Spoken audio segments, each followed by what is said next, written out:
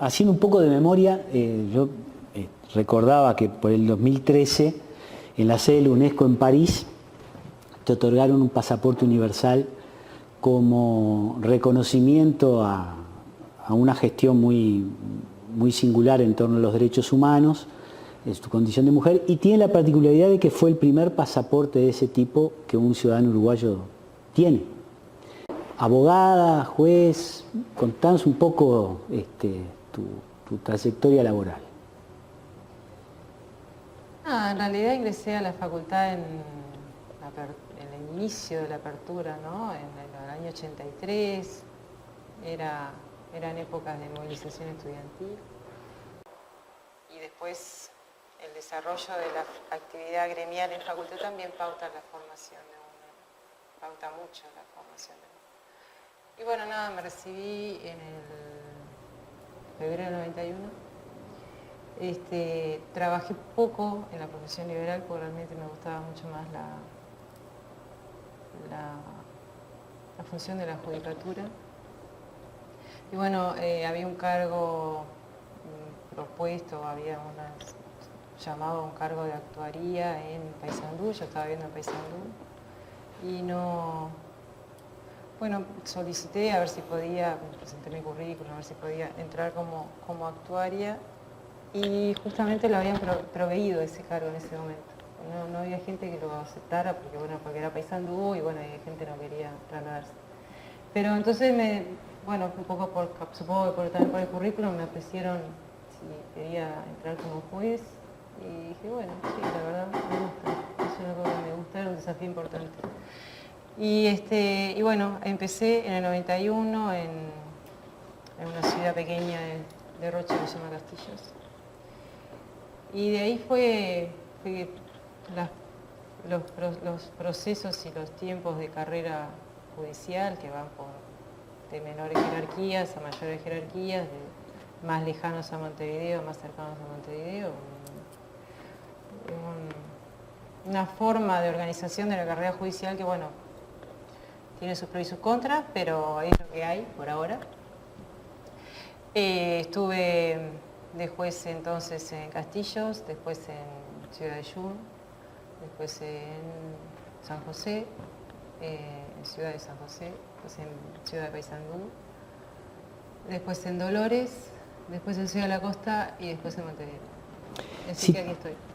Si tuvieras que definir el rol o la figura de un juez, ¿cuál tu función? Yo siempre creo que uno no puede perder de vista que primero representa un poder del Estado, con lo que eso implica por la responsabilidad de representar justamente un poder del Estado. Y segundo, que es un servidor público, porque somos funcionarios públicos. Y como funcionarios públicos estamos brindando un servicio. Entonces es esa doble situación, ¿no? Digo, sos un poder, pero además tenés lo que son los atributos del poder, de establecer determinada solución a través de una sentencia o en una audiencia o la solución de un conflicto, y que eso debe cumplirse porque es un imperativo justamente judicial, pero por otro lado también tener muy claro que cómo se ejerce esa función como servicio público para poder solucionar los conflictos y para poder acercar los derechos a la gente y para que se realicen justamente los derechos de cada persona.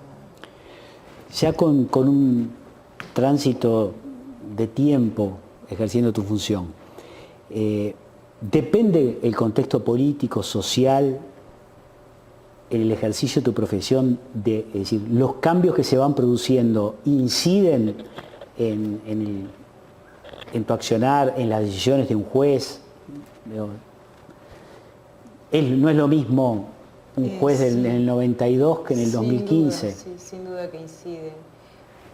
Porque lo que pasa que, siendo que la justicia es un concepto abstracto, la aplicación, la interpretación de la ley, más allá de que la ley es una ley, es más permanente, y va cambiando, digamos, después que se dan los cambios sociales.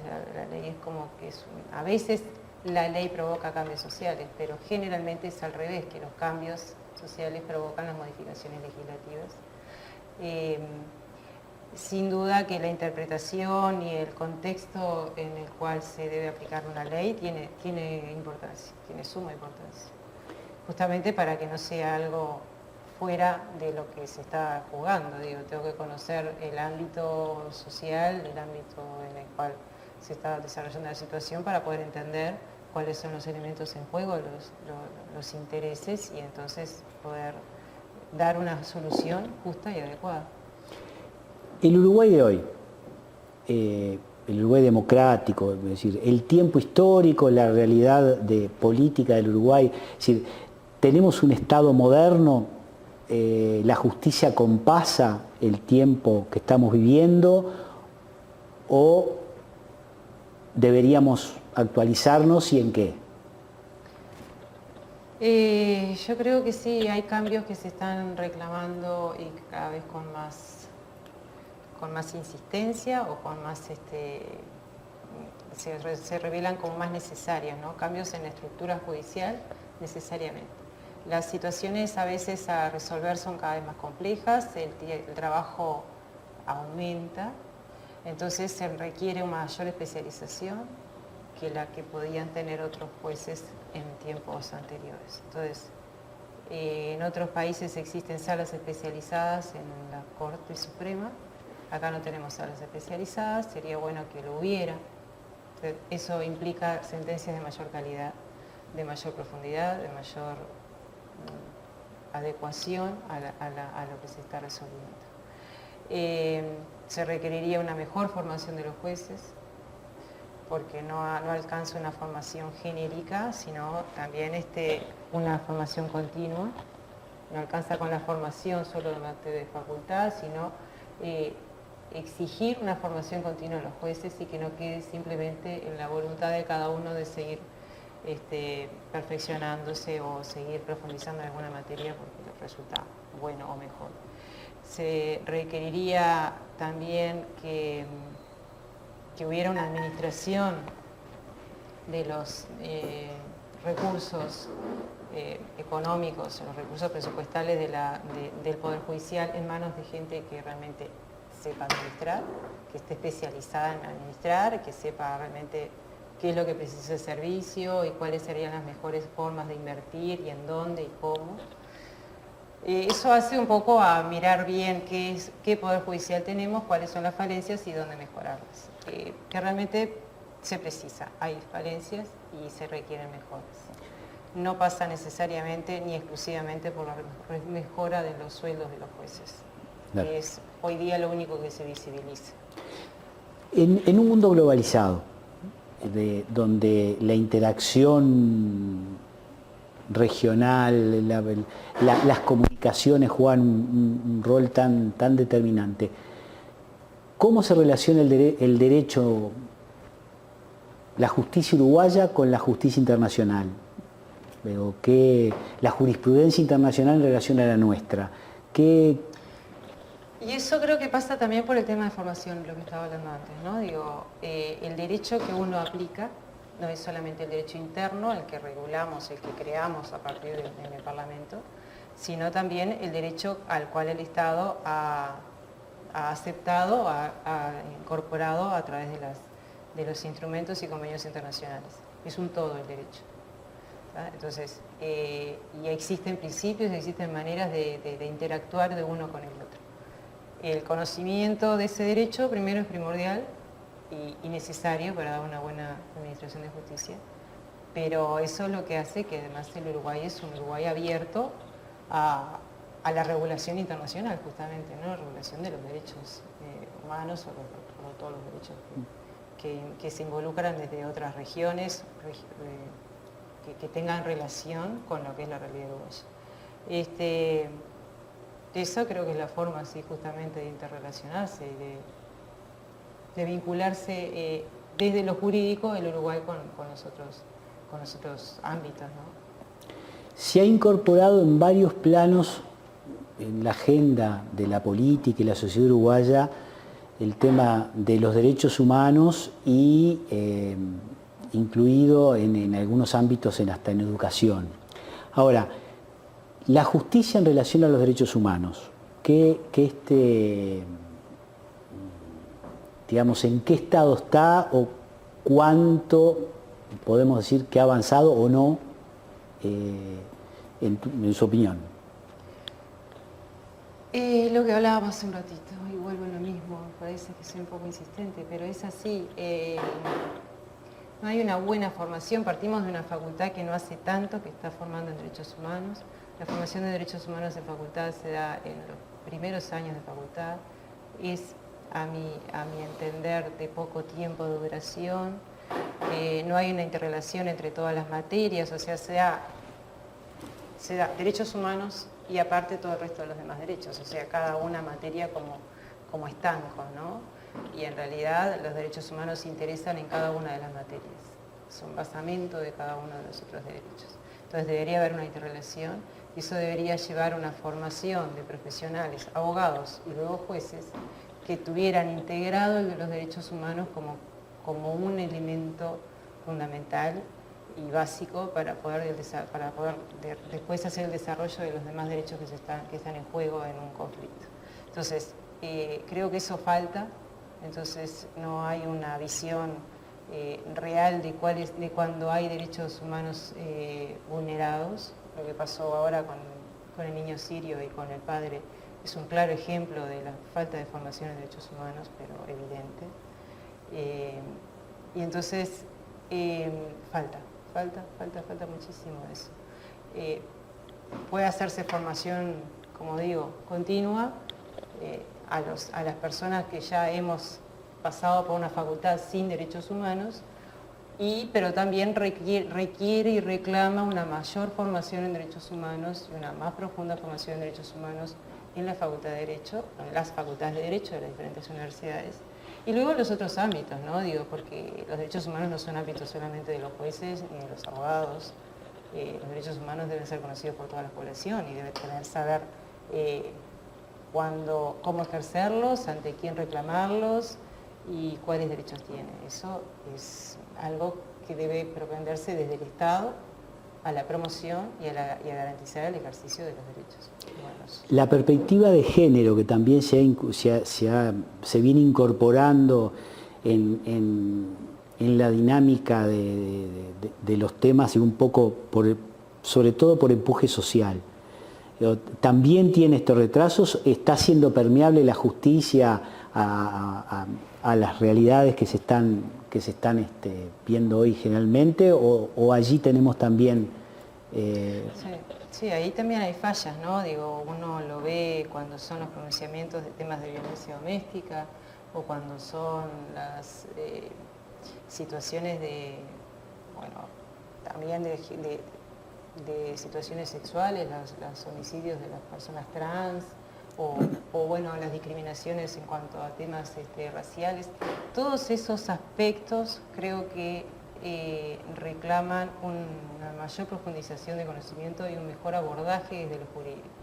A veces las respuestas desde lo jurídico, que no siempre se conocen todas, muchas veces quedan en el ámbito de las personas a las cuales se involucra directamente, y no se conoce por la opinión pública cómo se resolvió un conflicto, si bien o mal, si bien fantástico, pero entonces eso estaría bueno como ejemplo para otros, cuando está mal resuelto, cuando por ejemplo, no se visibiliza una situación de violencia doméstica o no se realizan determinadas garantías de protección a la víctima que sale en la prensa, entonces es una situación que en definitiva está evidenciando la falta de abordaje correcto de un tema de género, ¿no? Claro.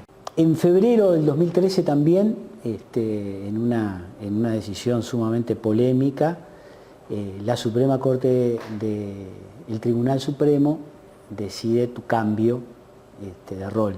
En ese momento tenías 50 causas vinculadas al tema de derechos humanos, y hoy han pasado prácticamente 2 años.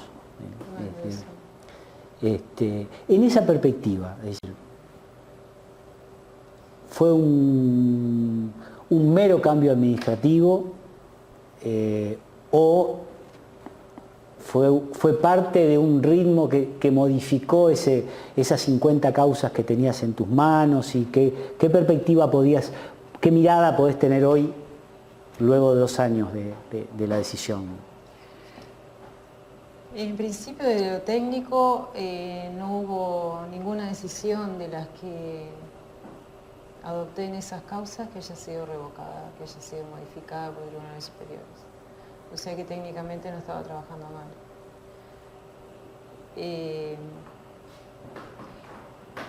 Desde lo que era el decir el derecho a las víctimas, creo que se estaba avanzando, que se estaba dándole el acceso a la justicia a víctimas que durante tantos años se les fue negado por la caducidad y después por la lentitud de los trámites. Creo que realmente hubo otra circunstancia, yo no había pedido un traslado, la materia civil es una materia más, pero me convocaba mucho más la materia penal, me había formado para eso. Hice un posgrado de Derecho Penal, y me preocupé en seguir formándome en derechos humanos.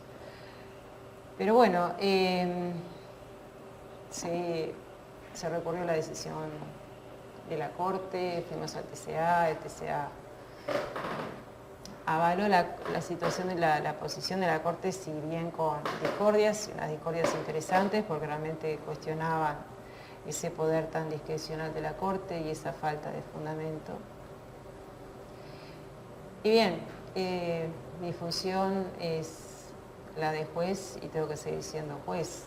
Bueno, puedo decidir no hacerlo más obvio, pero creo que es lo que más o menos sé hacer por ahora.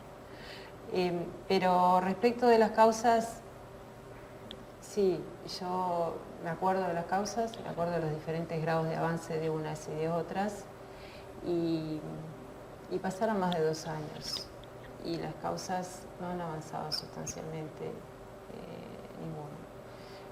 Claramente hay algunas que tenían para resolverse ahí ya en esos días, o semanas después, o pocos meses después. Y bueno, y no se ha hecho. Uno puede decir, bueno, son criterios diferentes, bueno, se plantearon recursos, pero había otras causas cuando, no sé, creo que es una forma de hacer el trabajo, que más allá de que puedan haber criterios, uno nunca tiene que olvidar que del otro lado hay alguien que está esperando justicia. Y eso creo que pauta los tiempos y las energías y la dedicación que tiene que ponerle un juez al trabajo. Y bueno, eso es la situación. Yo ahora estoy acá y bueno, y hago otras cosas, pero trabajo más o menos de la misma manera, no tengo otra manera de trabajar. Claramente no fue una decisión solo administrativa. Claro. Pero, bueno, como persona del derecho, si tuvieras que imaginarte un referente, un líder o un maestro en el plano del derecho, ¿tenés alguna referencia, alguien que vos digas, bueno, tengo su impronta? no sé, uno lee mucho y entonces igual como Claro. que algunas personas y otras en algunos aspectos, en otros, en realidad no. Tal vez en lo que es el deseo de justicia y el buscar el tema de lo que son los caminos para resolver los conflictos y para entender al otro. Hay una persona que a mí me llegó mucho, que no tuve el gusto de conocer, pero que sus pensamientos para mí han sido muy, muy interesantes, que es Federico Pérez Aguirre. Y no soy cristiana, o sea que realmente sus enseñanzas y su forma de ver la vida y su forma de entender cómo se trabaja con la comunidad y cómo se avanza justamente en tema de derechos humanos, es muy claro y es un ejemplo a seguir realmente, la vida de Federico Pérez Aguirre. Y el juez Baltasar Garzón, que tuvo en su momento tanta presencia mediática en España y que en Argentina y Uruguay, lo recuerdo en el Paraninfo de la universidad, compartiste estrado. ¿Qué opinión te merece? Uy, es un muy buen juez, digo, también estuvo, luego charlamos así en una charla particular y fue muy significativo que coincidiéramos en las mismas situaciones que nos pasó, digo, fuimos desplazados haciendo investigaciones y cómo en definitiva los que terminaron apoyándolo fue la gente, y que eso realmente es el mejor reconocimiento que puede tener un juez, ¿no? Más allá de cualquier otro tipo de reconocimiento, que la gente reconozca una labor como que está bien, creo que lo máximo que puede pedir cualquier funcionario. Sí, realmente yo creo que ha visibilizado a nivel de España, pero también en otras, fuera de fronteras, lo que es el tema de los derechos humanos, junto con otras personalidades, obviamente, pero sí desde el rol de juez, fueron esas personas como que lo hicieron como más patente, más al alcance, tal vez como un lenguaje más llano, para poder comprender que se podía, ¿no?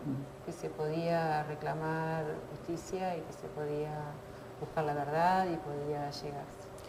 Más allá del resultado, bueno, yo no pude, él no pudo, pero se puede, pero se tiene que seguir intentando. Bueno, esa era parte de la pregunta que una mujer que trabaja en la justicia en este siglo, en este Uruguay, en esta época, ¿le ponemos unas fichitas a la esperanza que los cambios sigan Sí, claro, yo creo que sí.